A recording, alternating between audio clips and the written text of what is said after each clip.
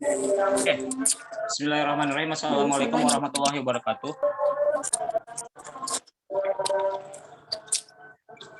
Suara saya terdengar? Udah, Kang. Oh iya, alhamdulillah. Alhamdulillah rabbil alamin wa bihi nasta'inu ala umuri dunya waddin wassalatu wassalamu ala asrofil anbiya'i mursalin wa ala alihi washabbihi ajmain amma ba'du. Puji dan syukur kehadirat Allah Subhanahu wa taala, karena rahmat dan karunia-Nya kita bisa berkumpul kembali bertatap muka di agenda rutin tiap minggunya bersama Rumah Niis ya. Ya biasa kita malam minggu atau tiap minggunya mungkin di malam minggu atau di hari minggu bapak-bapak, ibu-ibu, teman-teman semuanya alhamdulillah bisa meluangkan waktu untuk mendapatkan ilmu baru dari mentor-mentor Rumah Niis. Insya Allah tiap minggunya akan ada ilmu-ilmu baru yang sangat luar biasa, terutama yang sudah profesional dan juga sudah expert di bidangnya.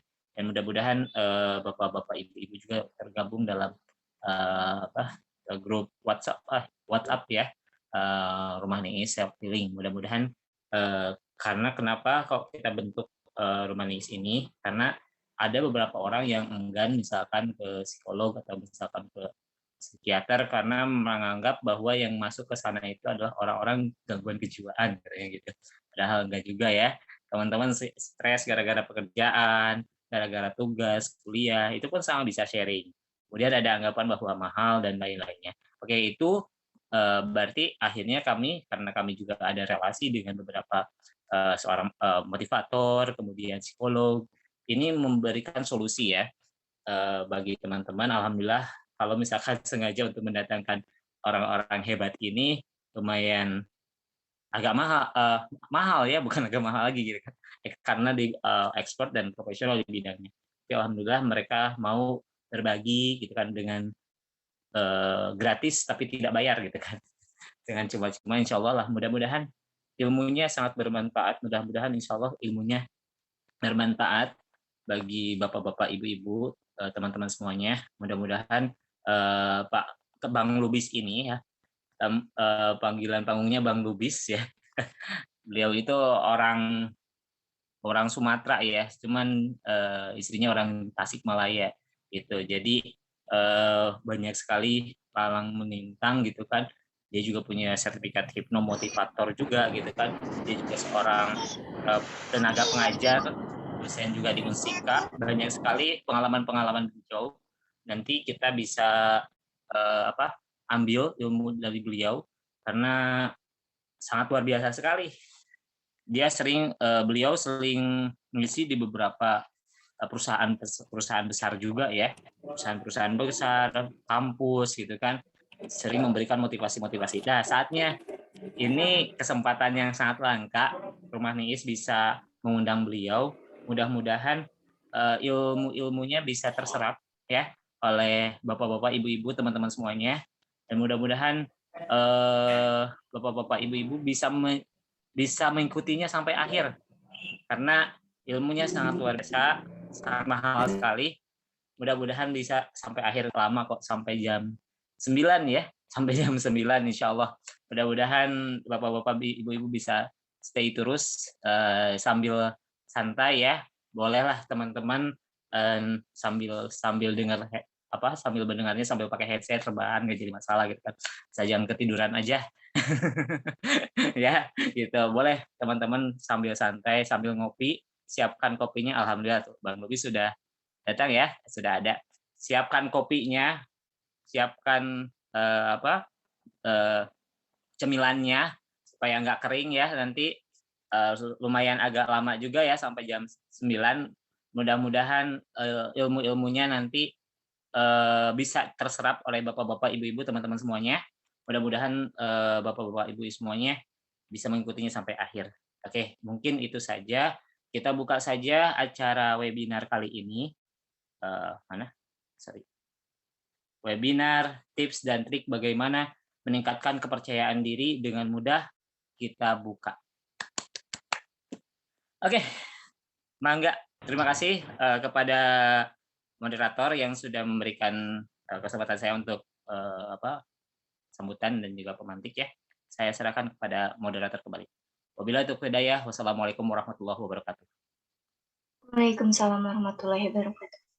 Baik, terima kasih kepada Kang Gia Ahmad Zakaria SH, MAGCI atas sambutannya. Untuk agenda selanjutnya yaitu pemaparan materi yang sangat luar biasa tentang tips dan trik bagaimana meningkatkan kepercayaan diri dengan mudah oleh Bang Sapriaman Lubis, MPDC ATC HTP. Tapi sebelumnya, agar kita lebih mengenal beliau, sekarang saya akan membacakan CV beliau terlebih dahulu. Saya izin share screen.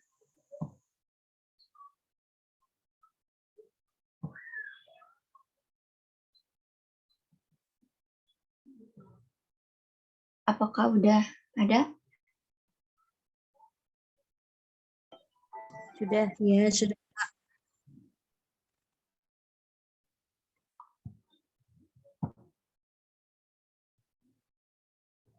Baik. Nama beliau yaitu Sapriaman Lubis, SPDI, MPD, CHT, CET, CHTP, CHMP. Untuk profil, beliau memiliki Certified Hypnosis dan Hypnotherapist, Certified Energy Therapist, Certified Hypnomotivator, Practitioner, Certified Hypnoteaching Practitioner, dan founder @ruang penjernih emosi _HBL. Untuk kontak, beliau tinggal di Jalan Babakan Siliwangi, RT 2, RW 8, Kabupaten Tawang, Kota Tasikmalaya. Untuk nomor WhatsApp 085 730 300 991. Untuk email saprialman.lubis@gmail.com, dan untuk Instagram @hypnobanglubis_official. Untuk riwayat pendidikan, beliau mengambil S2 di Universitas Islam Indonesia UI Yogyakarta Pendidikan Islam, dan mengambil S1 di UIN Sunan Kalijaga Yogyakarta Kependidikan Islam. Untuk sertifikat dan penghargaan, beliau bersertifikat workshop fundamental hipnoterapis di The Indonesian Board of Hypnotherapy IBH, dan workshop advanced hypnotherapist di Indonesia Board of Hypnotherapy, super workshop fundamental hipnoterapi atau sertifikat of hypnosis CH di Fokus Hipnoterapi Indonesia FHI Yogyakarta, lalu super workshop advanced hypnotherapy atau certified of hypnotherapy CHT di Fokus Hipnoterapis Indonesia FHI Yogyakarta, lalu ultimate Islamic healing di certified energy therapist atau CET di Mubarak Institute, lalu workshop Motivator Practitioner di Asari Learning Center, lalu workshop Hypnoteaching Practitioner di Asari Learning Center, dan piagam sebagai wisudawan lulus terbaik cum laude di program Magister S2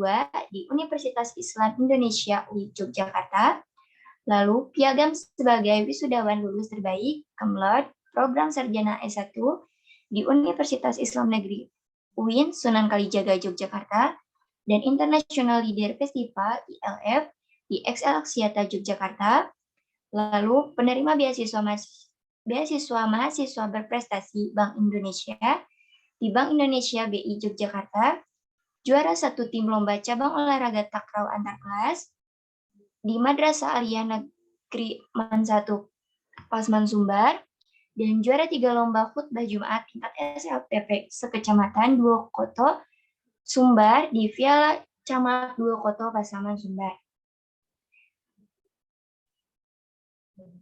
Sekian perkenalan singkat dari beliau. Selanjutnya, agar kita mengetahui dan lebih memahami tentang materi kali ini, marilah kita sama-sama mendengarkan paparan materi yang akan disampaikan oleh Bang Sapriaman Lubis, MPD CHT CHTP.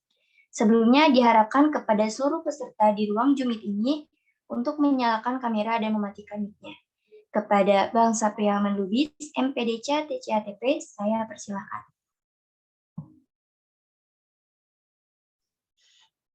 Baik, terima kasih atas kesempatan yang diberikan oleh Mbak Rizna Aulia atau Teh Rizna Aulia ya, selaku moderator. Baik, untuk share screen-nya bisa ditutup dulu untuk sementara.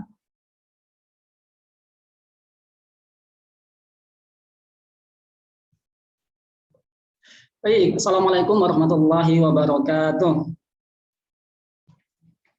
Ya, terima kasih atas jawaban salamnya, meskipun suaranya nggak kedengaran sampai sini ya.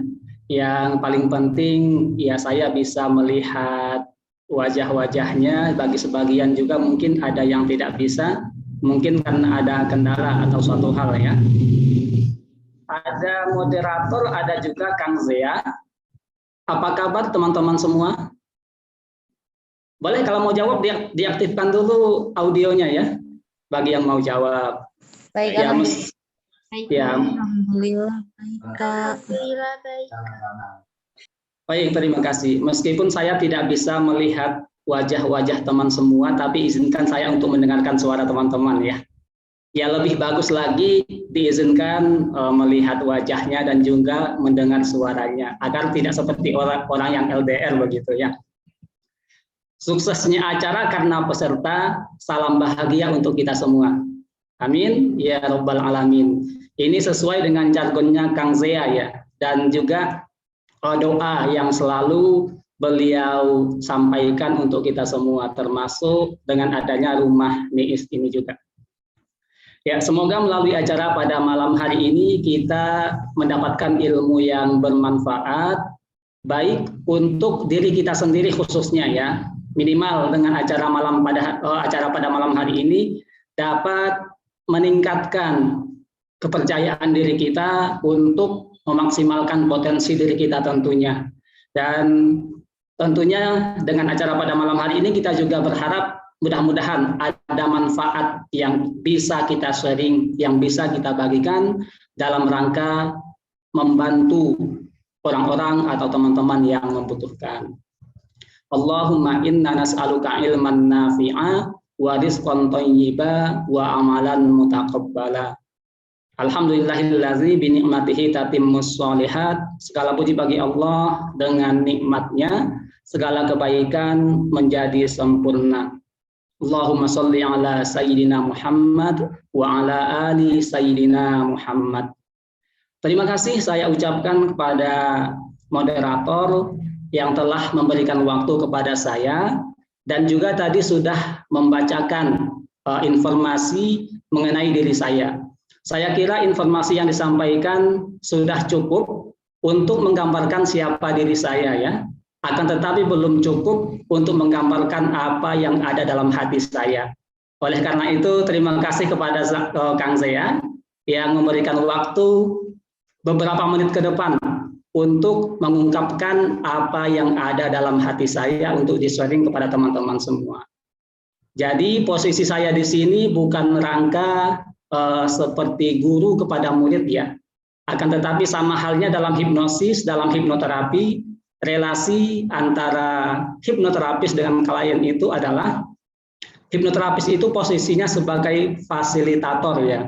Jadi klien hipnoterapi itu bukan sebagai objek yang bebas diperlakukan oleh hipnoterapis sebebasnya gitu ya, bukan berhak diperlakukan bagaimana saja.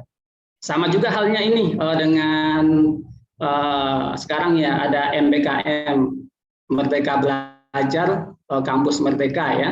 Nah, jadi posisinya dosen, posisinya guru itu bukan sebagai subjek yang memperlakukan objek atau murid sebagaimana maunya, akan tetapi untuk memfasilitasi.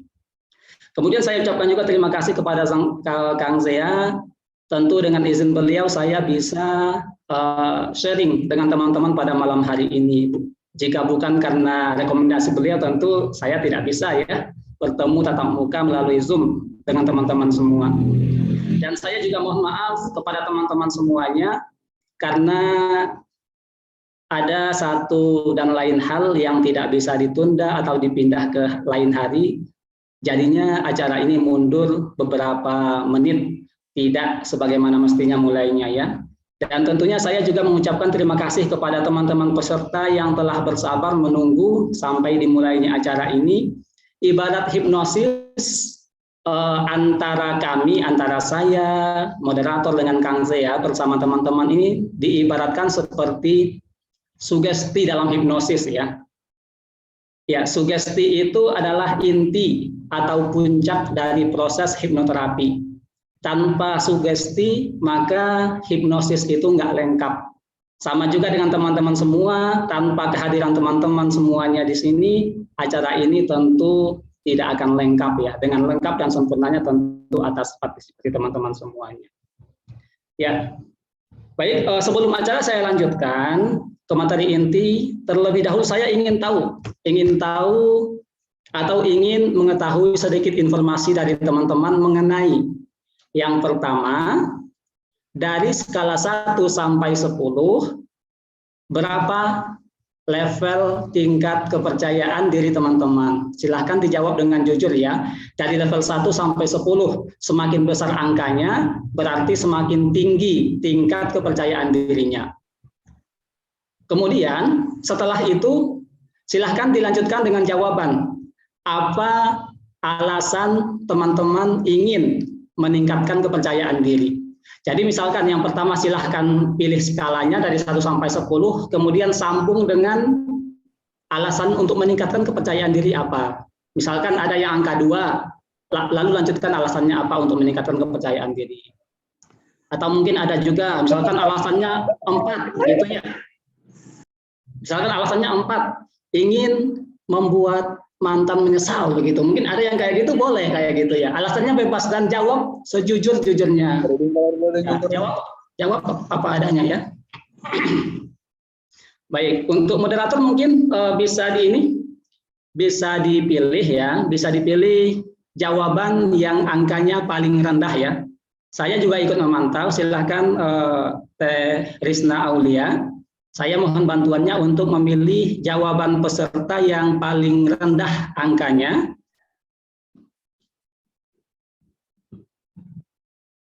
Yang paling rendah kebanyakan 2, Bang.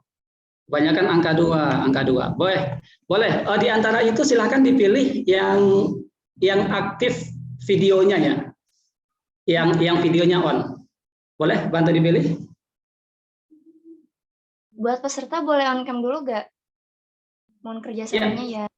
Ditentukan satu aja ya, nomor 7 nih, agar bisa berpartisipasi untuk menjadi pembawa acara ataupun sambutan lain dalam acara-acara saat diminta secara mendadak.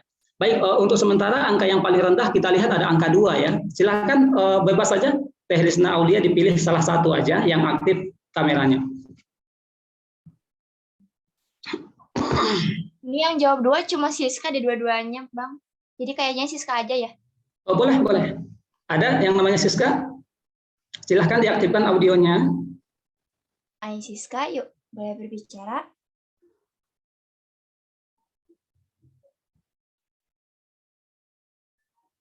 Halo Ai. Ada Teh Ai Siska ya?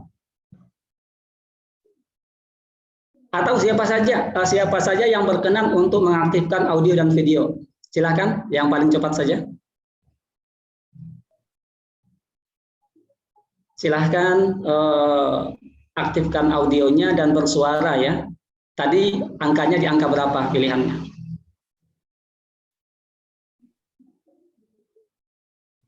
Langsung saya tunjuk ya. Atas nama Teh Sifaul Fuadah. Apakah berkenan untuk mengaktifkan audionya? Iya, Pak. Oh ya, baik, terima kasih. Sebelumnya statusnya pelajar, mahasiswa atau bekerja ini, Teh? Mahasiswa. Mahasiswa, baik. Semester berapa? Semester 1. Oh, 1 baru masuk ya. Mudah-mudahan lancar sampai semester akhir, sampai tugas akhir ya. Amin. Baik, tadi jawabannya di angka berapa? Dari skala 1 sampai 10, angka 5. Kemudian kira-kira ini alasan pribadi dari Teh Sifaul Fuadah ya. Panggilan Teh Sifa atau siapa? Sipa. Sifa ya. Apa alasannya Teh Sifa untuk meningkatkan kepercayaan diri? Ingin bisa lebih percaya diri kalau presentasi di umum. Baik, meningkatkan percaya diri dalam hal public speaking ya berarti ya. Iya. Oke, baik, terima kasih. Baik, selanjutnya masih bersedia untuk melakukan satu permainan dengan saya, satu game? Boleh diaktifkan audionya? Masih aktif audionya? Teh Sifa. Baik, berarti kalau di angka 5, tingkat kepercayaan dirinya rata-rata ya, di pertengahan begitu ya. Baik, sekarang saya mohon bantuannya, bisa disebutkan dua hal yang membuat Teh Sifa merasa percaya diri atau kelebihan Teh Sifa menurut penilaian Teh Sifa terhadap diri sendiri ya. Bisa dibantu dua hal yang membuat Teh Sifa merasa percaya diri. Yang ke satu, mudah akrab sama orang lain. Oke. Yang kedua, menguasai apa yang akan misalnya dipresentasikan. Jadi menguasai materinya gitu. Baik, menguasai materi ya. Kemudian selanjutnya, saya juga mohon bantuannya, silakan disebutkan dua hal yang membuat Teh Sifa merasa kurang percaya diri. Apakah ini berdasarkan penilaian dari orang lain, atau yang Teh Sifa dengar dari orang lain, ataupun penilaian yang muncul dari pikiran diri sendiri? Kalau itu mah takut salah, terus takut orang teh gak suka sama sama bicara kita gitu. Berarti dalam artian kurang khawatir, kurang perhatian dari audiens gitu ya? Ya. Oke, baik. Ini yang takut salah sama kurang mendapat perhatian dari audiens, apakah penilaian dari orang lain yang disampaikan kepada Teh Sifa atau yang ada dalam pikiran sendiri? Yang ada dalam pikiran sendiri. Yang ada dalam pikiran sendiri. Baik. Tadi sudah disebutkan ya, ada dua kelebihan itu yang membuat Teh Sifa merasa percaya diri. Yang pertama akrab, kemudian mudah menguasai materi. Kemudian yang berpengaruh terhadap menurunnya kepercayaan diri, tadi yang pertama takut salah, kemudian kurang perhatian. Masih ingat keempat poin? Bisa disebutkan Teh Sifa? Mudah akrab. Kemudian mudah menguasai materi, kemudian takut salah, khawatir atau takut kurang perhatian dari audiens. Nah, sekarang permainannya, dari keempat kata itu silahkan Teh Sifa pikirkan atau pilih dua kata saja ya. Ini boleh yang sesuai keinginan atau boleh juga yang tidak sesuai keinginan, karena ini permainan berarti Teh Sifa harus berusaha mengelabui saya. Kira-kira nanti bagaimana supaya tebakan saya salah begitu ya. Jadi di antara keempat kata itu silahkan difikirkan dua kata saja.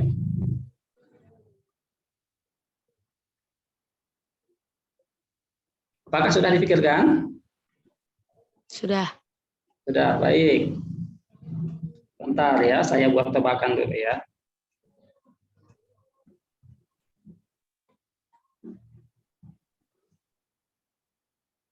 Di antara yang kedua tadi, baik, yang difikirkan tadi silahkan disebutkan apa yang difikirkan tadi? Khawatir sama akrab.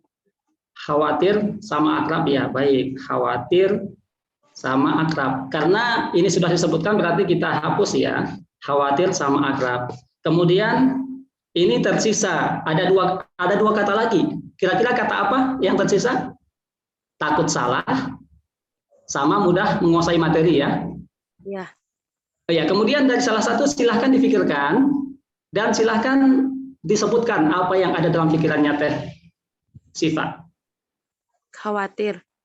Khawatir tadi sudah ya, tinggal khawatir salah itu ya. Baik, khawatir salah. Berarti yang takut salah tadi ya. Yang takut salah. Berarti kata yang tersisa adalah apa di sini? Oh, kurang kelihatan ya. Kata yang tersisa itu adalah mudah menguasai materi. Dan sebelumnya tadi saya sudah kirimkan jawaban kepada Kang Zea mengenai karakter atau konsep diri sebenarnya yang ada pada diri Teh Sifa. Bisa dibacakan mungkin Kang Zea jawabannya apa yang saya kirim? Mudah menguasai materi.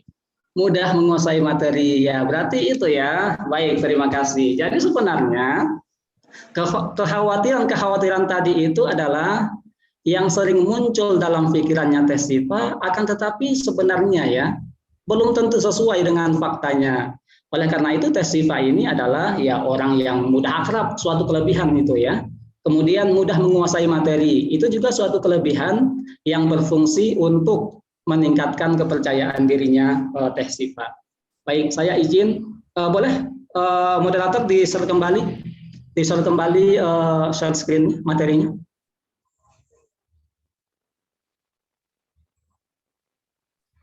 Baik, yang pertama ya. Yang pertama kita ingin melihat dulu atau memahami dulu apakah memang benar sesuai tema tadi ya, sesuai temanya, boleh? Yang slide awal tadi, slide awal pertama kali. Atau judul webinar kita pada malam hari ini.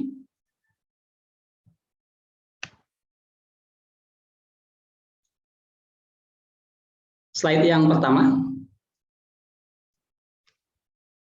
Ya, yang pertama. Oke, baik, terima kasih.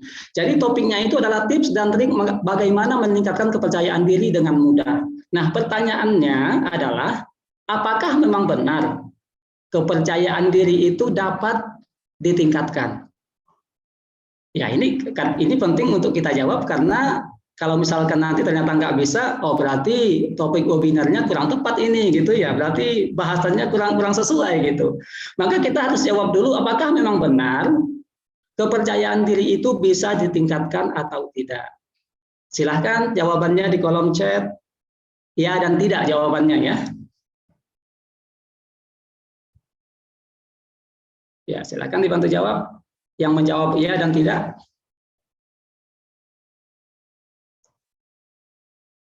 Baik, dari Bu Desti jawabannya ya. Oh, ini sudah mewakili ya. Untuk memastikan jawaban ini, boleh moderator dilanjutkan pada slide yang berikutnya. Lagi. Nah, baik.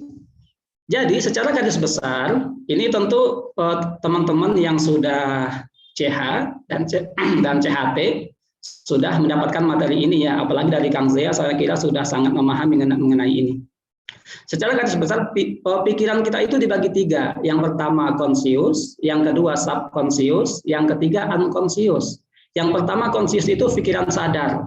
Kemudian subconscious itu pikiran sadar, bawah sadar. Unconscious juga pikiran bawah sadar, tapi ada perbedaan antara subconscious dengan unconscious. Nah, pertanyaan saya, kepercayaan diri itu letaknya di mana? Di antara ketiga jenis pikiran itu, silahkan ditebak, kira-kira percaya diri itu letaknya di mana? Apakah di conscious? Conscious tulis ketik 1 ya. Kalau misalkan subconscious ketik 2. Kalau unconscious silahkan ketik 3. Unconscious dari Bu Desti. Baik, yang lain ada pendapat yang lain? Di manakah? 1 dari Teh Siva tadi ya. 1 conscious. Ada yang 3. Baik, jawaban berikutnya. Masih ditunggu jawabannya. 1, 2 dari Huri Salamah. Baik. Jadi jawaban yang tepat itu adalah dari Teh Huri Salamah ya. Jadi jawabannya di 2, di subconscious. Jadi kepercayaan diri itu letaknya di sini nih, di subconscious. Oleh karena itu dia bisa berubah, sifatnya fluktuatif, bisa menurun, bisa meningkat sesuai yang ada di quote di broadcast kita itu ya. Kepercayaan diri itu bisa menurun dan bisa pula ditingkatkan. Jadi kepercayaan diri itu letaknya di subconscious ini. Sementara kalau unconscious itu dia pikiran bawah sadar juga. Akan tetapi unconscious itu kita tidak bisa melakukan perubahan pada hal yang ada unconscious. Karena sudah anugerah dari Tuhan, dari Allah Subhanahu wa Ta'ala ya. Untuk lebih lanjut nanti bisa saya jelaskan kembali. Selanjutnya, slide yang berikutnya. Nah, baik.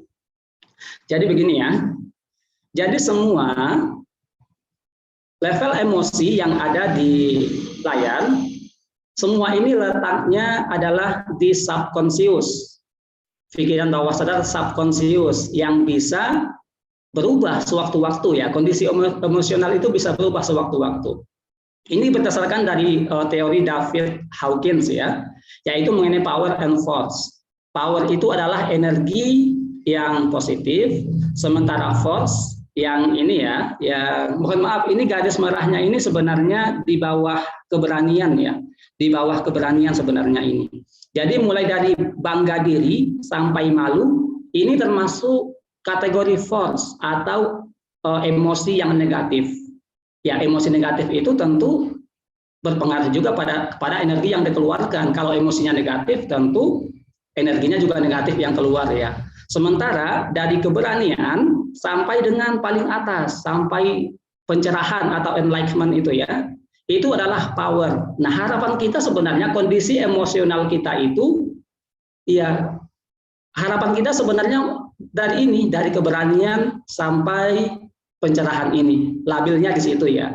Jadi rata-rata teman-teman yang datang ke hipnoterapis atau klien hipnoterapi itu karena level emosinya itu berada di sini, ada mulai dari pride atau bangga diri sampai dengan yang paling bawah, shame atau malu, aib. Nah, orang yang merasa malu itu cenderung kadangkala merasa dirinya kurang berharga begitu ya. Kemudian untuk energinya itu yang muncul itu adalah menolak atau menghindari sesuatu. Atau misalkan disuruh presentasi lebih cenderung menolak kalau ada perasaan malu di situ begitu ya. Dikasih amanah menolak ya, karena ini adalah level yang paling rendah, shame atau malu atau aib ini. Nah, kira-kira lawannya percaya diri apa teman-teman? Lawan dari kata percaya diri? Ya, lawannya percaya diri itu sebenarnya ini ya, malu ini ya. Jadi bukan kurang percaya diri ya, percaya diri lawannya kurang percaya diri, kurang tepat. Jadi yang tepat itu lawan percaya diri adalah shame atau malu ini. Baik. Di slide yang selanjutnya. Nah, jadi begini. Mengapa kita sangat penting untuk mengubah kondisi emosional kita dari force ke power? Karena begini.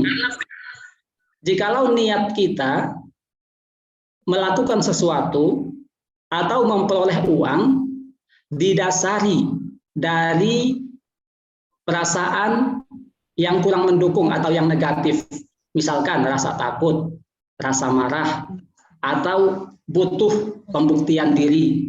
Karena sesungguhnya semua perasaan-perasaan itu tidak akan membawa seseorang pada kebahagiaan. Jikalau kita melakukan sesuatu berdasarkan emosi yang negatif, maka tentu yang keluar juga adalah energi yang negatif. Dan itu tentunya tidak akan membawa seseorang pada kebahagiaan. Sama halnya, minggu lalu Kang Zaya sudah membahas mengenai forgiveness terapi.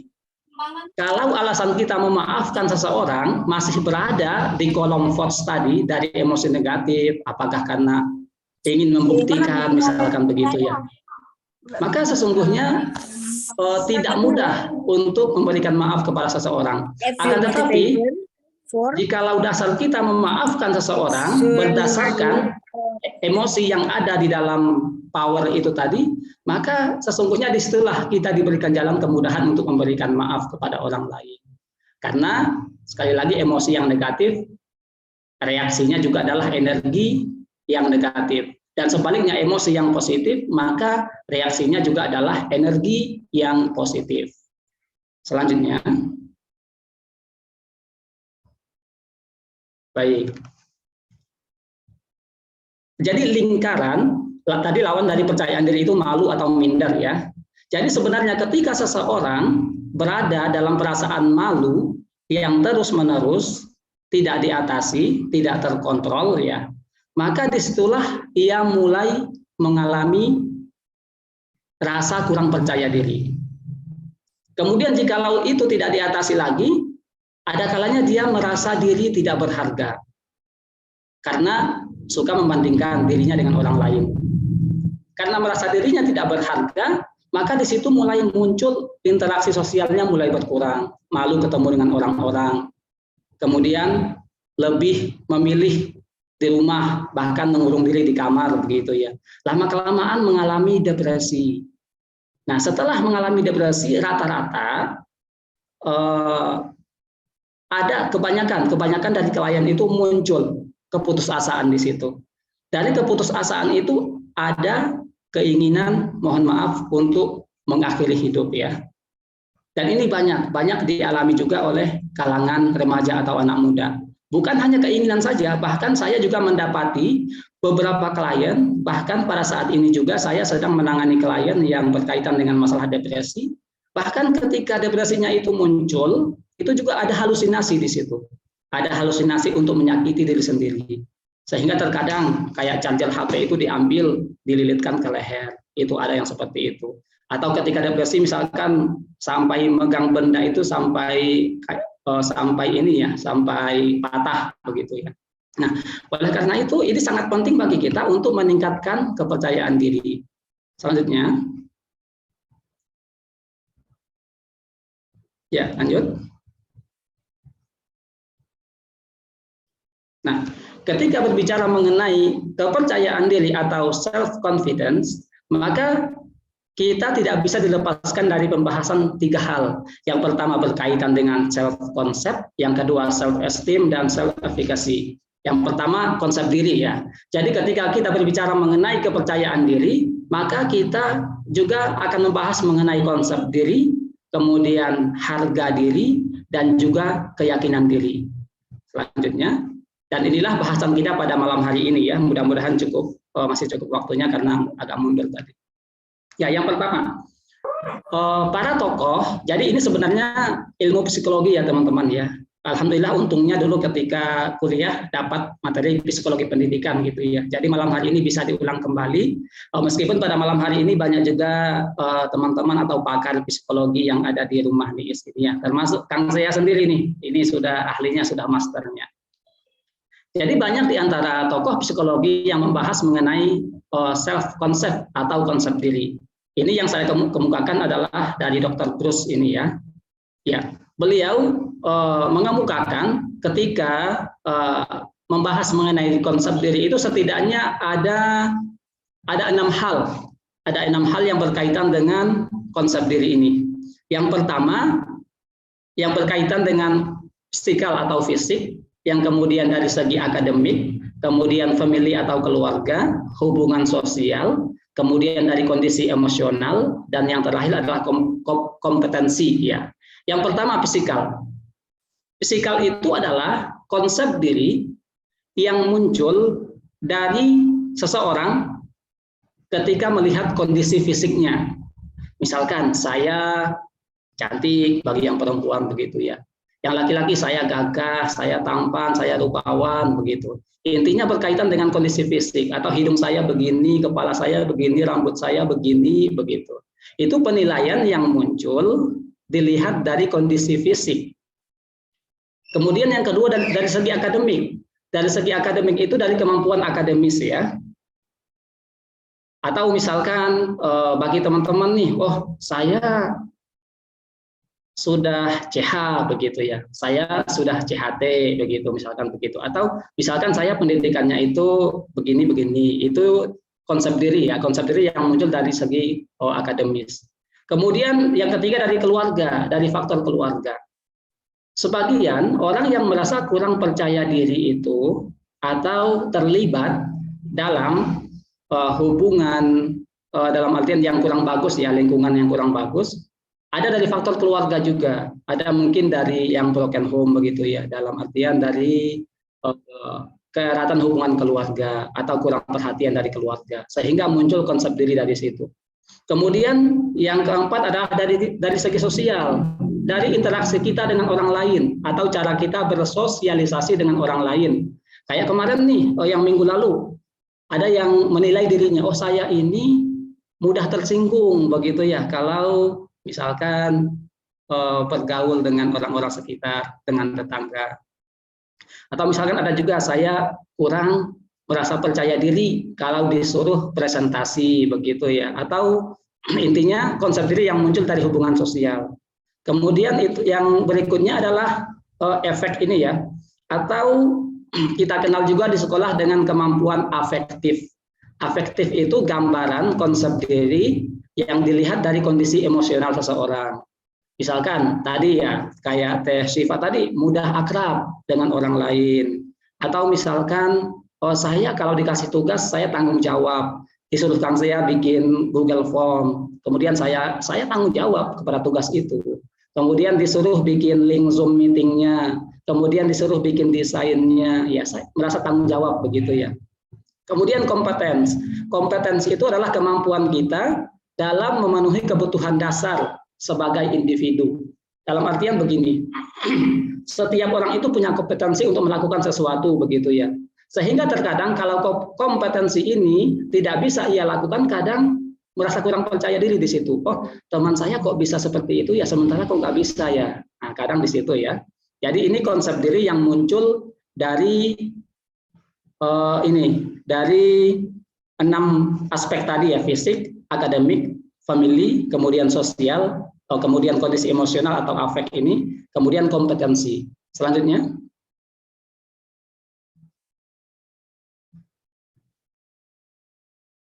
Nah, sekarang kita melihat dalam kehidupan nyata contoh dari self concept itu ya. Ada yang tahu gambar yang paling atas, gambar siapa? Yang pakai sorban?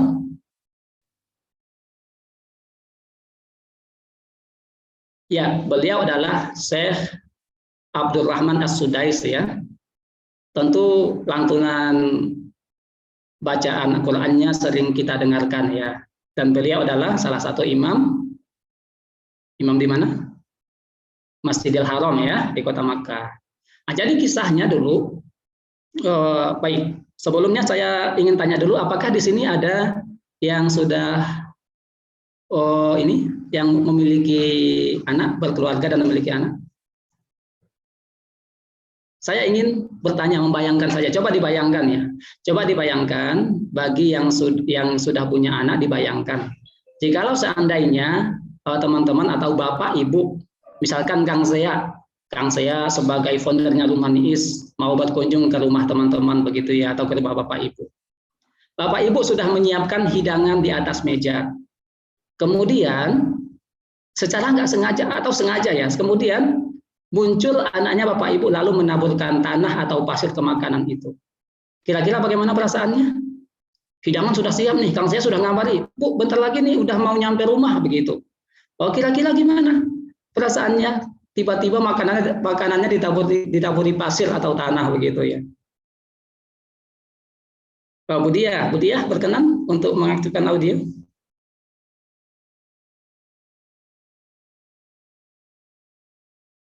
Ya, kalau Bu Diah saya kira karena sudah gabung di Rumah Niis, maka ya perasaannya tadi tetap mempertahankan di power itu ya, tetap yang energi yang positif, kata-katanya juga kata-kata yang positif yang keluar ya. Amin ya rabbal alamin. Tapi mungkin sebagian ada juga yang keluar kata-kata kira-kira nama-nama penghuni kebun binatang, mungkin ada juga yang keluar begitu ya. Tapi harapan kita kalau sudah gabung dengan Kang Zea di Rumah Niis, mulai malam hari ini dirubah kata-katanya yang menjadi yang positif ya. Pikiran positif, kata-kata positif, kemudian perilakunya juga yang positif. Nah, kisah ini adalah yang terjadi pada Syekh Abdurrahman As-Sudais ketika masa kecil, yang mana ketika itu ibunya ini punya tamu kehormatan yang mau datang ke rumah dan hidangan sudah disiapkan di atas meja. Tiba-tiba Syekh Sudais ini ketika masa kecilnya menaburkan pasir di atas makanan itu. Bedanya dengan kita tadi ya, kalau kita mungkin banyak kata-kata negatif yang keluar. Kalau ibunya beliau, kata-kata yang keluar adalah izhab ja'alakallahu imaman lil haramain. Anaknya disuruh keluar. Ya, misalkan diusir dari rumah begitu ya. Kemudian doanya itu adalah mudah-mudahan Allah menjadikan engkau imam di haramain, Makkah dan Madinah ya, begitu ya. Masya Allah ya, ketika sedang marah kata-katanya seperti itu. Tapi ternyata tidak hanya ketika itu saja, dalam keseharian juga ibunya Syekh Abdurrahman As-Sudais ini juga kata-kata yang sering diucapkan kepada beliau adalah ya Abdurrahman, dipanggil namanya. Ya Hafizal Quran, wahai Hafiz Quran, ya Imam al-Masjidil Haram. Sehingga pada saat ini beliau, ini salah satu wasilah beliau menjadi imam di Masjidil Haram. Nah, kemudian kisah yang kedua. Kisah kedua ada namanya Tommy kecil. Ya, jadi Tommy ketika masa kecilnya ya, di sekolah dari segi kemampuan akademis ia dikenal yang lamban daripada yang lainnya. Bahkan beberapa kali tidak naik tingkat atau naik kelas begitu ya. Sehingga pada suatu hari gurunya menitipkan sebuah surat kepada Tommy kecil ini. Pesan dari gurunya itu adalah, wahai Tommy, silahkan berikan surat ini kepada orang tuamu, akan tetapi ingat, jangan buka surat ini dalam perjalanan. Hanya orang tuamu yang boleh membuka surat ini. Kemudian ia pulang dari sekolahnya, di jalan juga berjalan dengan sangat gembira ya, karena mungkin dalam pikirannya, oh ini mungkin ada hadiah atau apa dari ibu gurunya untuk orang tuanya begitu ya, atau mungkin ibu gurunya ingin menyampaikan prestasinya kepada orang tuanya, khususnya ibunya begitu. Kemudian ternyata setelah ibunya melihat surat itu, ibunya itu sedih, berurai air mata, menangis begitu kira-kira ya. Kemudian ibunya membacakan isi dari surat itu. Bunyinya kira-kira seperti ini, putra Anda seorang jenius, sekolah ini terlalu kecil untuk menampungnya, dan tidak memiliki guru yang cakap untuk mendidiknya, agar Anda mendidiknya sendiri. Jadi mulai saat itu, Tommy kecil ini nggak berangkat ke sekolah lagi, karena sekolah udah nggak mampu mendidiknya ya. Dan ibunya lah yang mulai mendidiknya pada mulai saat itu, atau dalam artian belajar di rumah. Dan ia belajar dengan bahagia karena nggak terkekang dengan berbagai aturan begitu ya. Kemudian ia juga bebas belajar apa yang disukainya. Dan ternyata setelah ibunya meninggal dunia, ia coba membuka kembali raknya begitu ya. Dan ternyata di rak itu ada sepucuk surat yang dulu diberikan oleh orang tua, oleh gurunya kepada orang tuanya atau kepada ibunya tadi. Dan ternyata isi surat yang disampaikan di awal tadi itu bunyinya nggak seperti itu. Ternyata isi surat dari sekolah itu adalah, putra Anda seorang anak yang bodoh. Kami tidak mengizinkan anak Anda bersekolah lagi. Dalam artian dikeluarkan dari sekolah ya. Nah, jadi dari kedua hal ini kita belajar mengenai konsep diri yang muncul dari lingkungan. Yang pertama tadi dari orang tua, dari ibu. Ini kedua kisah ini dari ibu dua-duanya ya. Yang pertama dari ibunya Syekh As-Sudais, bagaimana membiasakan kata-kata yang positif kepada anak sebagai doa. Kemudian yang kedua adalah dari ibu juga, lingkungan keluarga juga ya. Ketika sekolah tidak mampu lagi mendidik seorang anak, maka sesungguhnya ya siapa lagi yang tidak mengambil peran itu melainkan keluarga begitu ya. Jadi jangan sampai misalkan di luar lingkungan seorang anak sering dibully begitu ya. Atau misalkan tidak mendapat perlakuan yang baik dari lingkungannya. Maka siapa lagi yang akan mendidiknya selain dari lingkungan keluarga atau orang tua. Jangan sampai di luar sudah nggak diakui begitu ya. Di dalam rumah juga mendapatkan perlakuan yang kurang membahagiakan, kurang menyenangkan. Jadi konsep diri ini bisa muncul juga atas interaksi kita dengan orang lain. Selanjutnya. Ya. Selanjutnya ini yang ketiga ya. Yang ketiga itu adalah self esteem atau harga diri. Yang pertama konsep diri. Oh ya, ini yang kedua. Yang kedua harga diri. Harga diri itu gampangnya itu adalah mudahnya memahami perasaan yang muncul dari konsep diri. Atau setelah kita menilai diri kita, perasaan apa yang muncul di situ? Apakah kita semakin menghargai diri kita atau menurunkan harga diri kita, merasa kurang percaya diri, merasa malu begitu ya. Jadi munculnya perasaan itu, itulah yang dinamakan dengan harga diri. Fisik saya seperti ini. Misalkan hidungnya mancung atau hidungnya mungkin kurang mancung begitu ya. Dari penilaian fisik itu perasaan apa yang muncul menentukan harga diri yang ada pada diri kita sendiri. Apakah meningkatkan percaya diri atau justru menurunkan kepercayaan diri begitu ya. Banyak orang yang merasa kurang percaya diri dengan tampilan fisik sehingga butuh dioperasi dan sebagainya begitu ya. Akan tetapi banyak juga yang dari segi fisik ada kekurangan, akan tetapi mereka mampu menaikkan harga diri mereka dari situ, meningkatkan harga diri mereka dari kekurangan itu. Banyak juga ya dari kalangan artis, banyak juga yang dikenal karena mungkin dia kekurangan fisiknya, itu justru jadi kelebihan buat dirinya dia. Jadi penilaian yang kita lakukan terhadap diri kita itu itu nanti imbasnya ada dua, menaikkan harga diri atau menurunkan harga diri atau self esteem kita. Oleh karena itu ada 4 langkah yang penting kita lakukan agar kepercayaan harga diri kita itu bisa meningkat. Yang pertama, percaya pada kemampuan diri. Seperti tadi ya, dikasih amanah dari Kang Zea, sekecil apapun, ya percaya, oh saya bisa lakukan karena saya percaya pada kemampuan yang ada pada diri saya. Kemudian menerima diri apa adanya. Kalau seandainya tadi dari segi fisik ada kekurangan, dari segi hubungan keluarga mohon maaf, hubungan antara orang tua kurang harmonis, atau ada juga mungkin yang sudah pisah begitu ya. Itu bukan suatu hal yang kita tolak, akan tetapi kita terima kondisi itu. Bagaimana kita menerima kondisi itu? Kemudian bijak menanggapi pikiran orang lain. Dalam artian tidak mudah terpengaruh oleh pikiran orang lain. Misalkan ada juga konsep diri yang muncul dari orang lain ya. Padahal terkadang kita tidak sesuai dengan apa yang dinilai oleh orang itu. Maka dalam hal ini kita bijak menanggapi apa yang disampaikan oleh orang lain, tidak gampang terpengaruh, kira-kira begitu. Kemudian yang keempat, optimis dalam menatap masa depan. Selanjutnya 4 hal juga yang dapat mengurangi self esteem kita atau mengurangi kepercayaan diri kita. Yang pertama itu kurang percaya diri. Kurang percaya diri berarti tadi minder atau malu begitu ya, sehingga disuruh apapun lebih cenderung menolak atau menghindar. Kemudian ingin seperti orang lain. Ingin seperti orang lain itu dalam artian begini.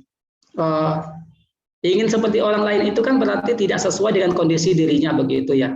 Tadi ada konsep diri dari 6 aspek itu. Misalkan di situ sudah jelas ada kekurangan di situ, ada kelemahan di situ. Ia tidak mengakui kelemahan itu, tapi ia ingin menjadi di luar itu. Nah, ini nanti bisa jadi toksik seperti itu ya. Kemudian yang ketiga, risau dengan apa yang dipikirkan orang lain, mudah dipengaruhi oleh orang lain. Kemudian yang keempat adalah pesimis, ya, pesimis. Dan ini juga satu hal yang dialami oleh orang yang merasa kurang percaya diri. Karena apa? Pesimis itu biasanya ya karena ada juga membandingkan dirinya dengan orang lain di situ. Oh, Kang Zea ini sudah magister ya, kemudian sudah jadi dosen lagi, ahli psikologi lagi. Oh, kira-kira saya mampu nggak ngisi acara ini gitu ya? Itu muncul. Kalau saya pesimis tentu saya ini ya, saya nggak bisa ngisi acara pada malam hari ini begitu. Beliau dalam hipnoterapis juga sudah CI, sudah pelatih beliau ini. Sementara saya masih CHT begitu ya.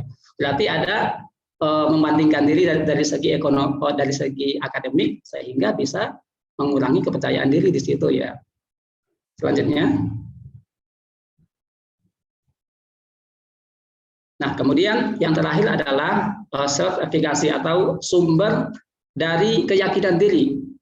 Jadi yang pertama tadi konsep diri itu penilaian kita terhadap diri kita, sementara harga diri atau self esteem itu adalah perasaan yang muncul ketika kita melakukan penilaian terhadap diri kita. Sementara efikasi ini keyakinan diri. Self efikasi atau keyakinan diri ini adalah keyakinan kita pada kemampuan kita untuk mencapai tujuan tertentu atau tujuan yang kita inginkan. Ya, sumbernya itu ada 4.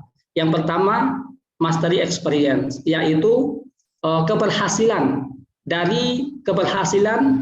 pengalaman di masa lalu.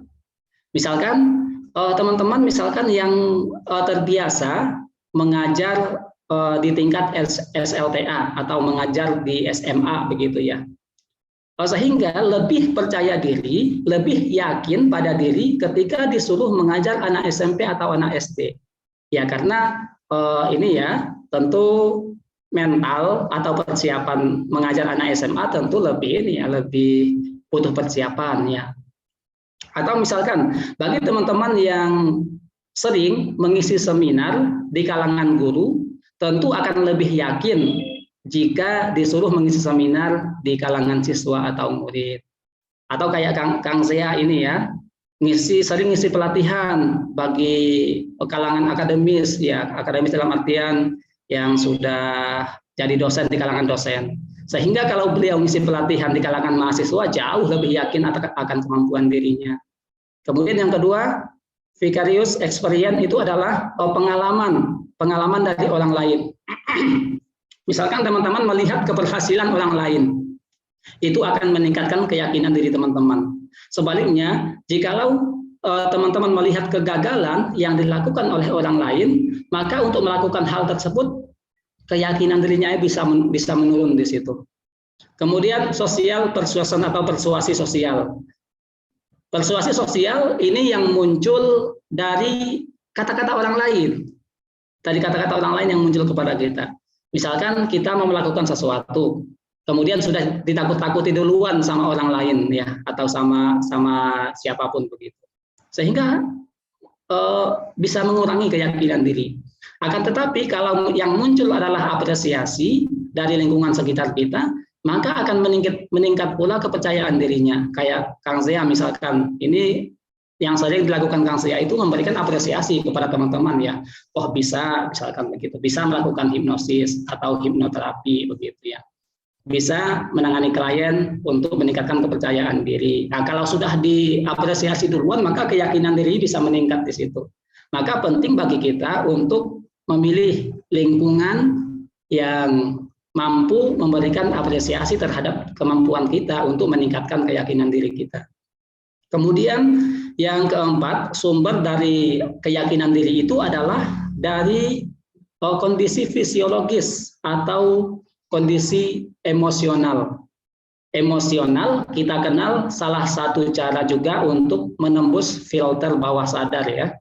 Dan jikalau kita melakukan sesuatu dengan emosi yang tinggi, dalam artian nih kita mau menghadapi suatu tes ya. Kemudian kita munculkan emosi yang paling kuat. Alasan kita mengikuti tes itu atau keberhasilan yang akan kita dapat setelah mengikuti tes itu. Nah, dengan menghadirkan emosi yang paling kuat itu, maka keyakinan diri juga akan bertambah. Selanjutnya. Ya, selanjutnya. Nah, baik. Jadi bagaimana cara kita meningkatkan kepercayaan diri setelah mengetahui konsep diri, kemudian setelah tadi membahas mengenai harga diri, dan juga mengenai keyakinan diri. Jadi teman-teman, konsep diri itu kita melakukan penilaian terhadap diri kita, bukan berarti kita menilai tidak sesuai dengan kondisi yang sebenarnya, begitu ya. Karena kalau kita menilai diri kita dengan kondisi yang tidak sebenarnya, maka itu bisa juga menjadi toksik, sumber toksik buat kita, menurunkan tingkat kepercayaan diri kita juga. Yang intinya tadi ya, dari segi kelemahan fisik, ya mungkin bisa juga nanti ya bagi teman-teman yang belum menikah, kalau seandainya ada yang merasa insecure dengan kondisi fisiknya, bisa juga disampaikan, Neng atau Mbak begitu ya.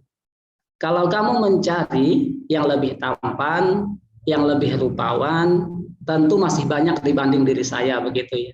Akan tetapi kalau kamu mencari yang paling nyaman, ayo kita ke KUA sekarang juga begitu ya. Jadi kondisi fisik itu bukan menjadi penghalang baginya untuk meningkatkan kepercayaan dirinya, untuk menghargai dirinya. Kemudian ada juga dari segi akademis. Dari segi akademis, meskipun mungkin pendidikan kita ada perbedaan ya, mungkin masih ada yang masih menempuh S1, ada yang masih menempuh S2, bahkan ada juga yang sudah doktor. Ya sebenarnya ya dari segi akademis kita meningkatkan kepercayaan diri itu bukan tentang seberapa tinggi tingkat pendidikannya ya, atau bukan seberapa banyak gelar yang disandangnya. Ada CH, ada CHT, ada CET, CHTP, CHMP, apalagi yang lain gitu ya, masih banyak lagi kalau disambung begitu ya. Bukan itu sebenarnya, akan tetapi seberapa besar manfaat yang bisa kita tebarkan kepada orang lain. Karena sebaik-baiknya kita adalah yang bermanfaat untuk orang lain. Atau tadi ada yang insecure dari segi keluarga ya. Pada kenyataannya kita tidak bisa memilih dari keluarga mana kita dilahirkan atau kondisi orang tua seperti apa kita dilahirkan. Karena itu sudah takdir dari Tuhan. Nah, oleh karena itu tidak perlu merasa insecure dengan hal yang seperti itu ya, karena kita masih bisa memperbaiki hubungan keluarga dengan orang tua, atau kita juga masih bisa membangun impian ke depan keluarga seperti apa yang kita inginkan. Jadi setelah penilaian itu tadi, kita berusaha untuk sadar diri atau kita menyadari diri kita bahwasanya kita ada kelemahan nih, ada kekurangan. Kelemahan mungkin bisa muncul dari pikiran diri kita sendiri atau juga muncul dari penilaian orang lain. Hal ini juga sama ya, seperti dalam kisah yang sering kita dengar. Dulu nenek moyang kita ketika Nabi Adam alaihissalam dikeluarkan dari surga oleh Allah Subhanahu wa taala karena melanggar satu perintah atau tertipu dengan rayuannya iblis untuk mendekati kalau misalkan ada yang menyebut itu pohon khuldi ya, padahal sebenarnya ini pohon khuldi itu istilah lain kan. Iblis itu ngasih tahu gitu ke Nabi Adam alaihissalam, kalau misalkan memakan buah dari pohon itu, maka ia akan kekal selamanya di dalam surga. Itu diiming-imingi oleh iblis begitu ya, sehingga percaya dengan itu tadi, dengan rayuan iblis tadi, maka Allah murka dan mengeluarkan dari surga. Nah, pelajaran penting yang bisa kita ambil adalah ketika Nabi Adam alaihissalam karena satu kesalahan itu tadi dikeluarkan dari surga, yang beliau ucapkan apa? Doanya juga sering kita baca ya, Rabbana zolamna anfusana wa illam taghfir lana wa tarhamna lanakunanna minal khosirin. Itu maknanya adalah beliau ada penyadaran diri di situ dan tidak menyalahkan iblis, meskipun sebenarnya sumber dari kesalahan itu dari iblis. Akan tetapi Nabi Adam alaihissalam mengembalikan kesalahan itu pada dirinya sendiri untuk evaluasi, untuk muhasabah diri, bukan untuk berputus asa ya. Meskipun sebenarnya Nabi Adam punya kesempatan untuk menyalahkan iblis di situ. Nah, itu juga bisa kita terapkan dalam keseharian kita, bahwa mungkin di antara rasa marah yang muncul pada diri kita ini ada kontribusi kita juga di situ, ada kesalahan diri kita juga di situ untuk kita muhasabah. Nah, setelah ada penyadaran diri, maka yang kedua adalah terima kondisi, bagaimana kita menerima kondisi yang sebenarnya. Lalu setelah itu kita berusaha untuk memperbaiki diri bagaimana meredam amarahnya, memperbaiki diri supaya lebih percaya diri, memperbaiki diri supaya lebih bertanggung jawab, amanah dan lain sebagainya. Baik, selanjutnya. Baik, saya kira cukup sekian yang dapat saya sampaikan karena sudah ada aba-aba ya, waktunya tinggal 2 menit lagi, dan tentunya saya mohon maaf atas tadi yang pertama karena waktu acaranya diundur mulainya. Yang kedua, saya juga mohon arahan juga, bimbingan juga jika seandainya apa yang saya sampaikan tadi ada yang perlu kita diskusikan. Demikian Kang Zea dan moderator Teh Rizna Aulia. Wassalamualaikum warahmatullahi wabarakatuh. Waalaikumsalam warahmatullahi wabarakatuh. Baik, terima kasih kepada Bang Satriaman Lubis, MPDC TCATP atas paparan materinya. Untuk peserta yang ingin bertanya, bisa dituliskan di chat room atau bertanya secara langsung dengan raise hand terlebih dahulu. Tapi sebelum ke sesi tanya jawab, sambil menunggu pertanyaan dari seluruh peserta, izinkan saya untuk menyampaikan kesimpulan dari materi yang telah disampaikan. Dari materi tips dan trik bagaimana meningkatkan kepercayaan diri dengan mudah, kesimpulannya itu, letak kepercayaan diri ada di subconscious, yaitu di pikiran bawah sadar. Oleh karena itu, kepercayaan diri dapat meningkat ataupun menurun. Lalu, jika kita melakukan sesuatu dengan emosi yang negatif, maka akan menimbulkan energi yang negatif. Dan lawan dari percaya diri adalah malu. Ketika kita malu, akan kurang percaya diri, lalu akan merasa tidak berharga dan menghindari interaksi sosial, bisa menyebabkan depresi dan putus asa, lalu bisa menimbulkan bunuh diri. Dan kepercayaan diri berhubungan dengan konsep diri atau penilaian diri, yaitu ada fisik, akademik, family, sosial, kondisi emosional, dan kompetensi. Penilaian diri dapat menentukan harga diri. Dan untuk meningkatkan harga diri, kita dapat percaya akan kemampuan diri sendiri, menerima diri apa adanya, bijak menanggapi pikiran orang lain, dan optimis. Dan ada beberapa hal yang dapat menurunkan harga diri, yaitu kurang percaya diri, ingin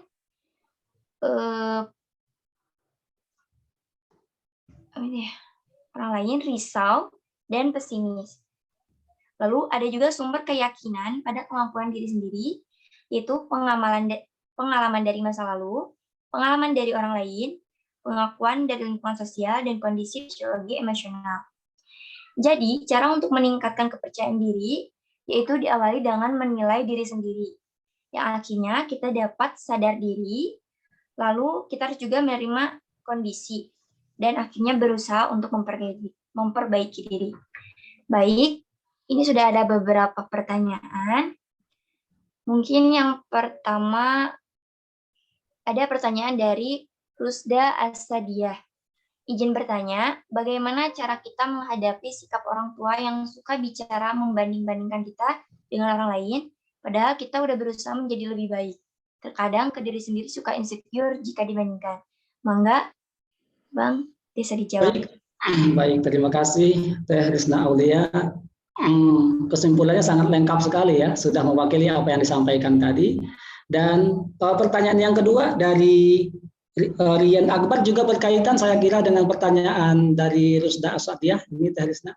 Bisa juga dibacakan pertanyaan yang berikutnya, yang Rian Akbar, karena berkaitan dengan pertanyaan Rusda Asadiah tadi. Baik, ada pertanyaan yang kedua dari Riven Akbar.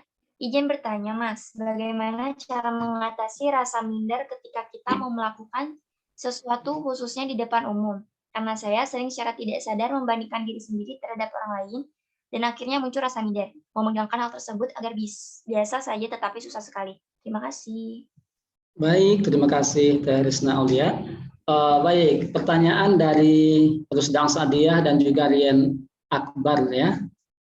Terima kasih atas pertanyaannya, dan ini saya kira kedua pertanyaan ini berkaitan tadi dengan membandingkan diri. Rasa insecure yang muncul ketika ada perbandingan di situ. Apakah membandingkan diri itu muncul dari diri kita sendiri atau muncul dari orang lain yang membandingkan kita dengan orang lain? Termasuk dalam keluarga, dari orang tua juga. Jangankan dengan orang lain, kadang antara anak pertama, kedua, ketiga, ya sering juga dibandingkan. Dan itu tentu membuat kurang nyaman bagi yang dibandingkan ya.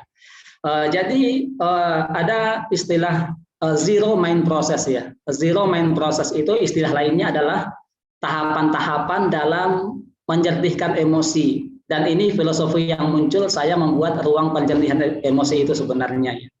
Jadi sebetulnya, apalagi kita yang beragama Islam, kita meyakini bahwa setiap kita yang lahir ini adalah dalam keadaan fitrah, dalam keadaan suci.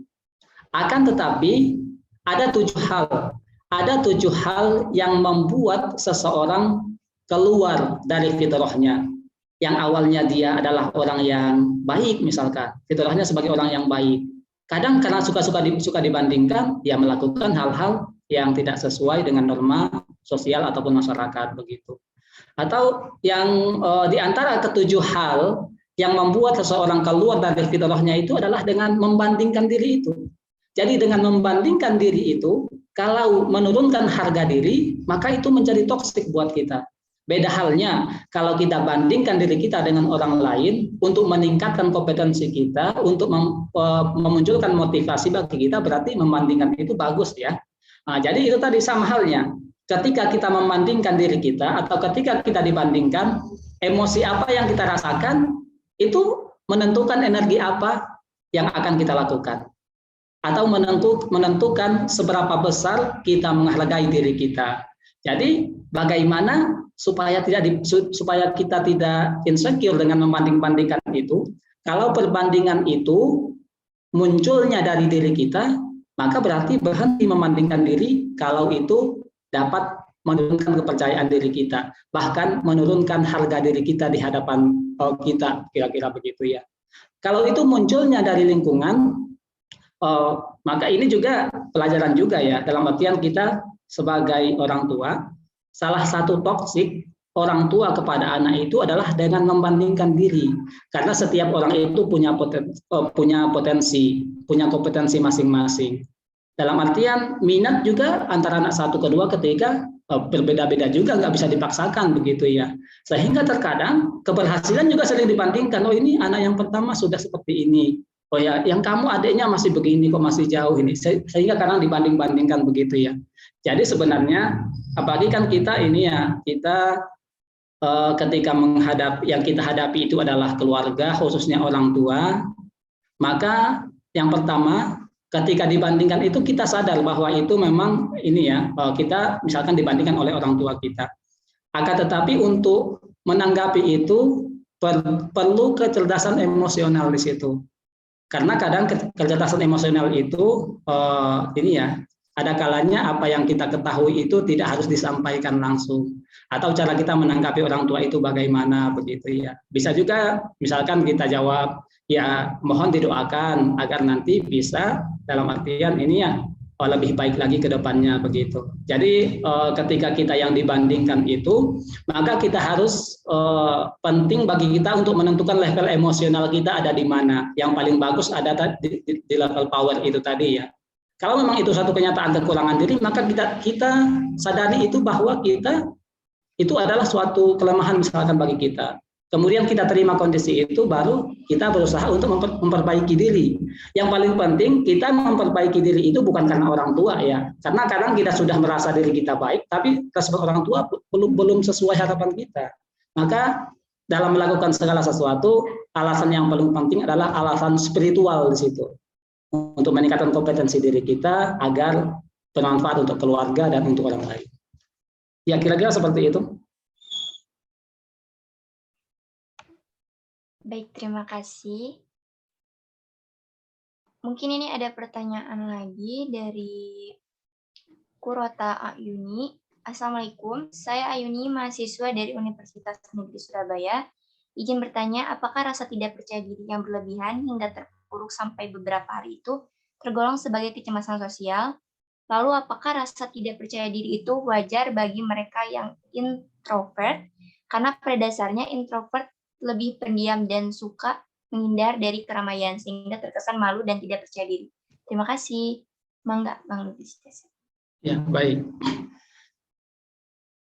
Tadi seperti yang kita sampaikan itu ya, level emosi setiap orang itu dibagi pada dua hal. Ada yang negatif namanya force, ada yang positif namanya power di situ ya.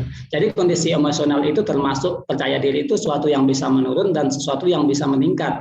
Tergantung bagaimana orang memahami dirinya, melakukan penilaian terhadap dirinya. Dari penilaian itu bagaimana ia tetap menghargai dirinya. Kemudian setelah itu bagaimana ia meningkatkan kepercayaan diri atas kemampuan yang dimilikinya.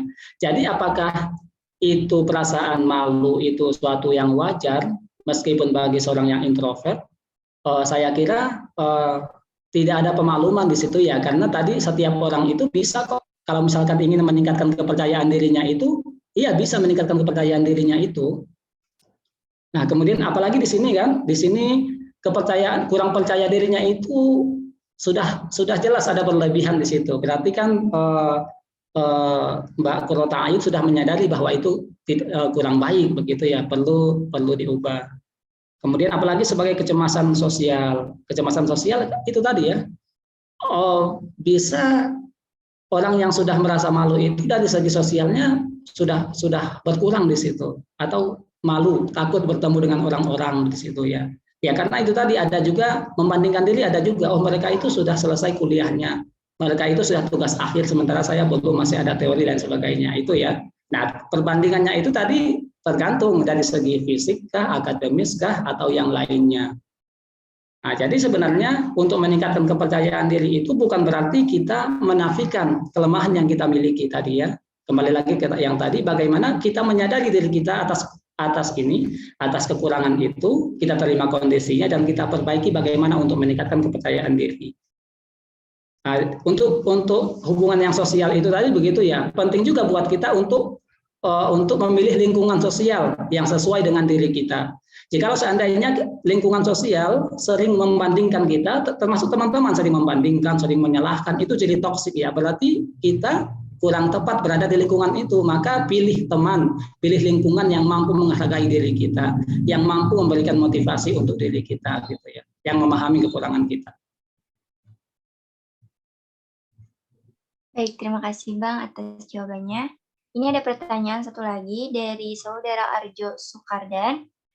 Untuk perempuan yang sudah dilecehkan secara fisik dan mental sejak kecil oleh orang terdekat, entah itu orang tua, kakak, saudara, paman, atau tetangga, jangankan untuk percaya diri bisa bertahan hidup untuk melapor ke polisi dan psikolog saja tidak tersedia pilihannya.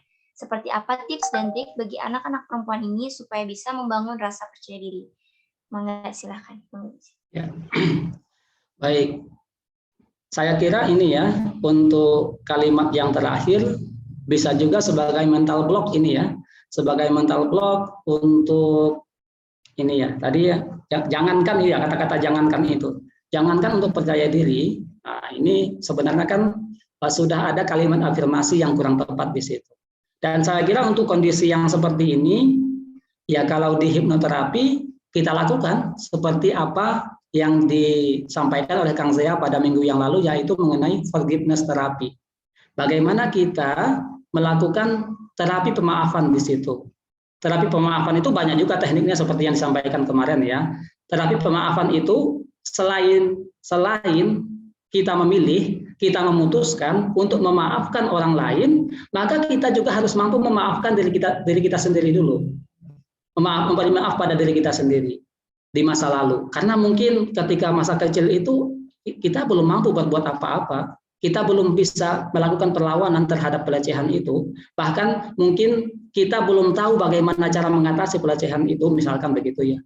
Jadi di situ ada pemaafan untuk diri kita sendiri terlebih dahulu, baru nanti di situ diberikan pemaafan kepada orang-orang yang terlibat di situ. Sekali lagi, pemaafan itu adalah sebuah pilihan yang harus diambil, sebuah keputusan yang harus diambil. Dan pemaafan itu yang diuntungkan bukan orang-orang yang melakukan pelecehan itu. Kang Zia sudah menyampaikan, mengapa kita harus memberikan pemaafan kepada orang lain, itu tujuannya untuk ketenangan diri kita sendiri, untuk kenyamanan diri kita sendiri, untuk kedamaian diri kita sendiri. Bukan berarti pemaafan yang kita berikan, kita benarkan pelecehan itu. Bukan berarti kita inginkan itu terjadi kembali. Tapi kembali lagi ya, pemaafan itu adalah untuk diri kita sendiri. Dan pemaafan yang paling kuat alasannya itu adalah ketika kita mampu memaafkan dengan alasan spiritual. Kita hadirkan Tuhan di situ, kita hadirkan Allah. Maka insya Allah proses terapi pemaafan itu lebih mudah jalannya. Daripada kita memaafkan untuk membalas dendam misalkan begitu. Itu udah force lagi di situ, udah emosi negatif lagi di situ ya. Apalagi kita memaafkan untuk membuat pembuktian. Tadi sudah disampaikan di awal. Orang ingin mencapai sesuatu karena ingin membuktikan atau didasari oleh emosi yang negatif, dalam hal ini force itu tadi mulai dari malu, bangga, kemudian marah, dendam, kecewa, itu hasilnya itu ya akan negatif pula energi yang keluar begitu. Oleh karena itu bagaimana kita menaikkan level emosi ke power itu tadi. Yang pertama ada keberanian dulu di situ ya. Ada berani itu sudah termasuk percaya diri di situ. Kemudian bagaimana menerima, bagaimana pemaafan. Itu sudah level emosi yang positif dan angkanya sangat tinggi sekali begitu. Jadi yang paling pentingnya adalah dengan memahami kondisi diri kita, di level mana emosi kita berada, itu menentukan energi yang akan keluar. Baik, selanjutnya. Baik, terima kasih Bang Obis atas pertanyaannya. Baik, mungkin untuk sesi tanya jawab pada malam ini akan saya akhiri dikarenakan waktu sudah menunjukkan pukul 8.56. Sebelumnya saya ucapkan banyak terima kasih kepada Bang Sapriaman Lubis, MPDC ATC HTP atas pemaparan materi dan jawabannya. Dan tak lupa saya ucapkan terima kasih kepada seluruh peserta yang telah aktif bertanya di ruang Jumir ini. Baik, hadirin sekalian, acara demi acara dalam diskusi kali ini telah dilewati. Mari kita akhiri acara ini dengan membaca hamdalah bersama-sama. Alhamdulillahirabbil alamin. Sebelum mengakhiri acara ini, mungkin ada beberapa informasi yang akan saya sampaikan. Yang pertama, bagi yang donasi, sertifikat akan diberikan setelah H+3 melalui email. Dan bagi yang belum memilih paket donasi dan ingin mendapatkan sertifikat, silakan masih bisa absensi dan daftar ulang memilih paket melalui admin atau melalui Google Form yang akan dikirimkan nanti melalui WA Group. Baik, mungkin sekian dari saya. Mohon maaf apabila selama memimpin acara saya melakukan banyak kesalahan. Saya Rizna Ulia, kami izin undur diri. Wassalamualaikum warahmatullahi wabarakatuh.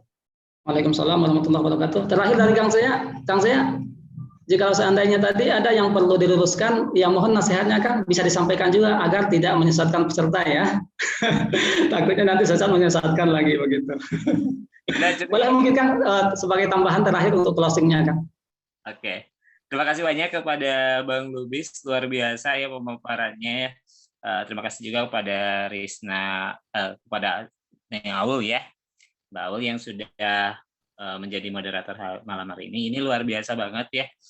Nanti buat teman-teman yang pengen lebih, misalkan tadi ada koneksinya jaringannya jelek, boleh nanti dilihat di YouTube-nya Kang Zia ya.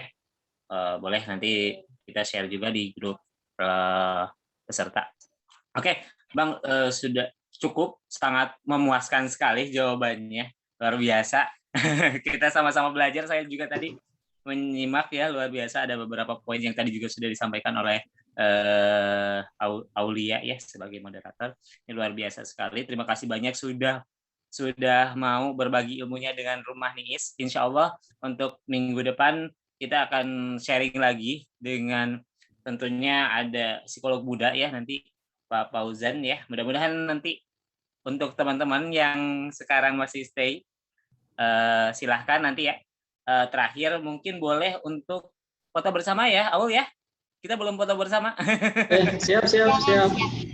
Oke, bolehlah untuk kita foto bersama ya. Terima kasih banyak ya Bang Lubis ya atas materinya, luar biasa banget ya. Saya juga belajar. Sama-sama Kang. Saya nggak cuma ngucapin terima kasih Kang, tapi saya juga mohon maaf Kang. Tadi jauh banget mundur waktunya ya. Nggak apa-apa. Oke, boleh dipoto bersama ya.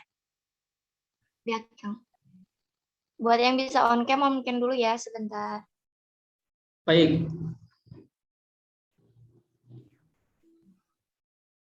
Makasih yang udah on cam, yang belum on cam dulu.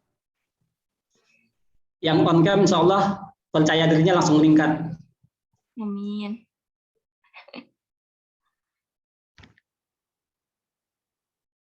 Baik, kita mulai aja ya. Slide pertama.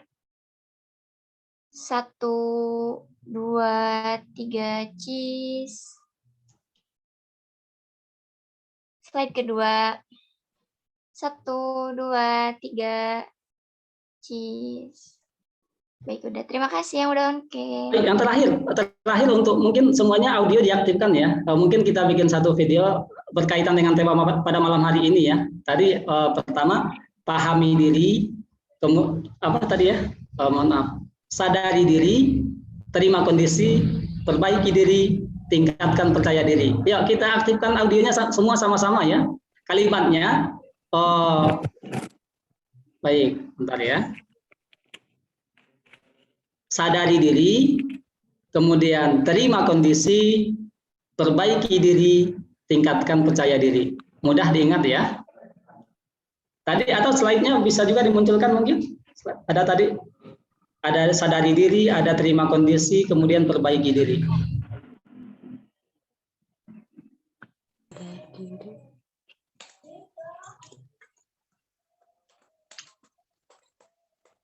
Sadari diri. Ya. Baik, sadar diri, terima kondisi, perbaiki diri, tingkatkan percaya diri gitu ya. Baik. Oke, boleh di apa-apa dari Kang saya? Wah, dari Bang Lubis aja. Nah, baik, jadi ketika saya sebutkan Rumah Niis gitu ya, Rumah Niis Tasikmalaya, silahkan jawab dengan sadar diri, terima kondisi, perbaiki diri, tingkatkan percaya diri. Baik, 3, 2, 1. Rumah Niis bersama Rumah Niis Tasikmalaya. Sadar diri, terima kondisi, perbaiki diri, tingkatkan kondisi. Percaya diri. Baik, terima kasih atas partisipasi semuanya.